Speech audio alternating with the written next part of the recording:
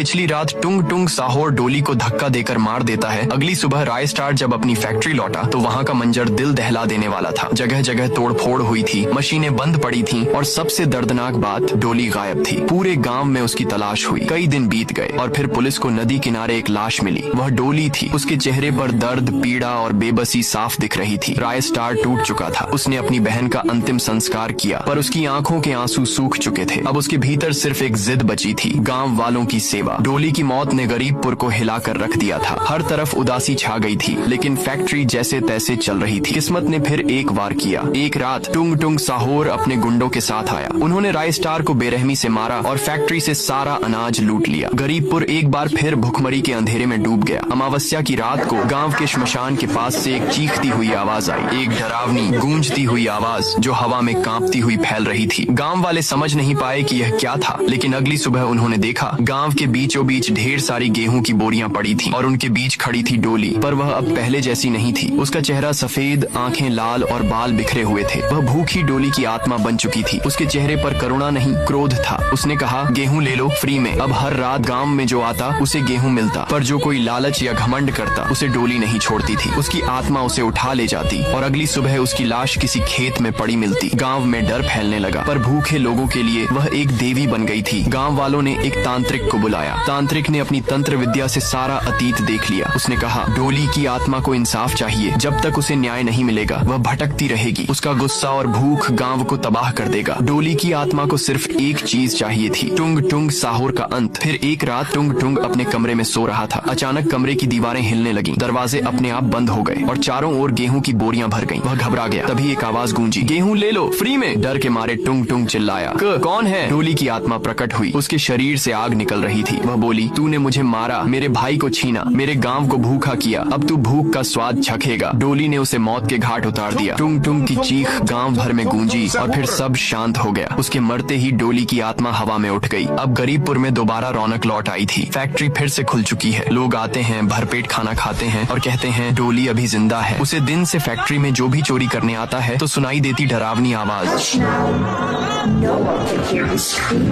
अगर आपको ये वीडियो पसंद आया तो कमेंट में लिखो, डोली अभी जिंदा है।